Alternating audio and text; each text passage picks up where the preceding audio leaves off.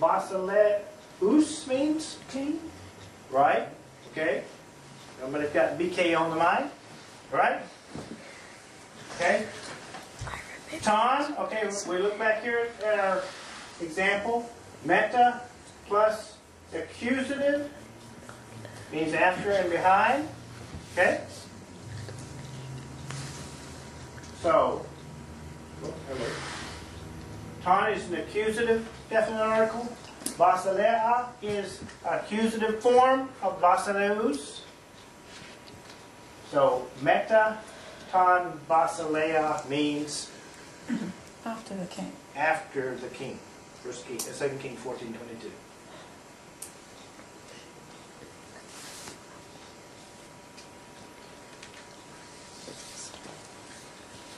Peri, also found in the genitive and the accusative cases.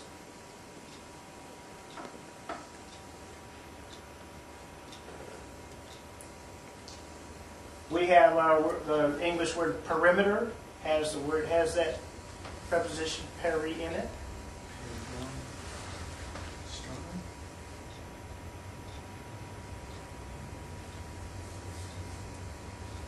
Okay, genitive forms we translate peri as about or concerning. Accusative forms around, about, and near. Okay, and here is an example of a phrase that's found in Acts 13:13. It reads, hoi peri paulon. Paulon is the accusative case of Paulos, the word Paul. Hoi is the definite article that is plural. So in this case it would be translated something like the ones. Hoi peri paulon. So literally it's something like the ones who are near Paul. You might, and a more fluid translation of it would be Paul's companions. And that's how it's often translated.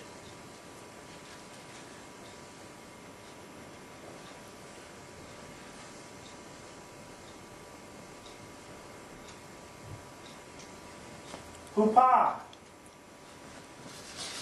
Another preposition that has two sets of meanings depending on whether it's in the genitive case or whether it's the accusative case. Hupa plus the genitive means by or by means of. Hupa plus the accusative means under or below.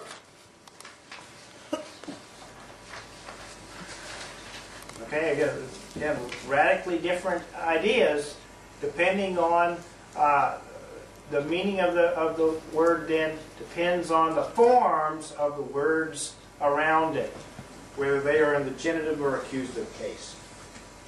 An example, Galatians 4:3 says, hupa tu cosmu.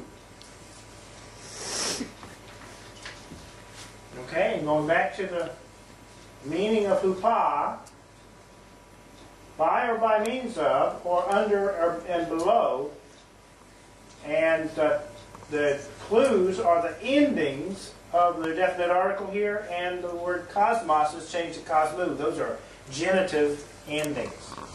So the genitive form plus hupa means by or by means of. So hupa tu cosmu would translate as by the world. By the world.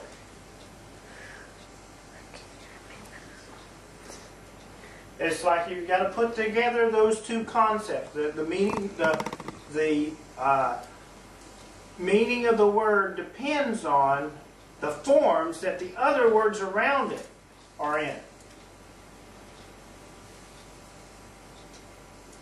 Huper. We borrowed this word in our words that begin with hyper.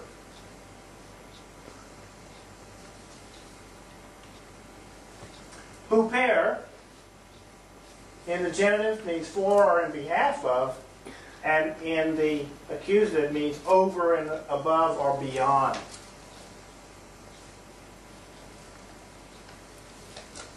And an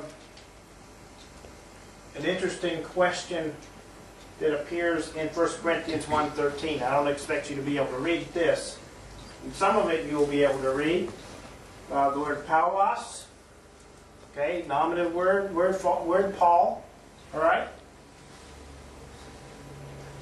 And this word is a verb, but it's based on the same idea as the word stauros, which means cross. So this is a verb which would mean crucify. In this case, it's a question. If you've ever noticed a semicolon as you're reading Greek, that is a Greek question mark. So this is a question. The word may here is usually a negative. In this case, you could just translate it as if it was asking a question. And then the word humon is one of these pronouns for the word you. The question being asked here then was Paul crucified for you or in your place? Remember, in behalf of, for, or in behalf of. So he's asking, was Paul crucified for you?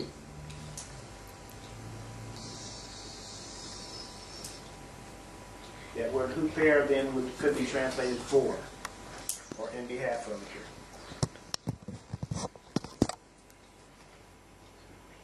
But how do we know that that's the term to use? Well, this word humon is the genitive form of that pronoun.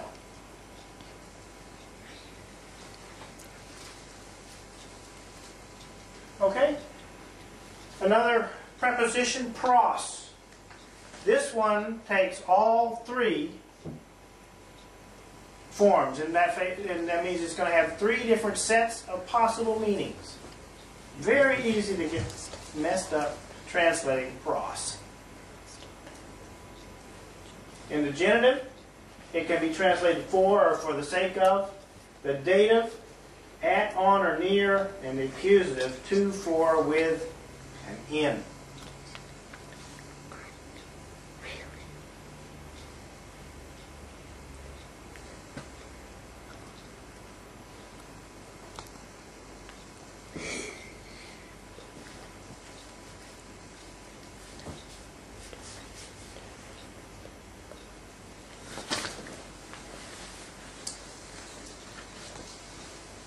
Okay, just one example here of the word pros. Tein gunaika. You never know the word. We use the plural of gunaikes. With the woman. This is the accusative singular. Oh, with a woman. Well, that woman. So with this that woman. accusative, it would be translated again to, for, with, or in, and so that's the translation for this phrase, to the woman.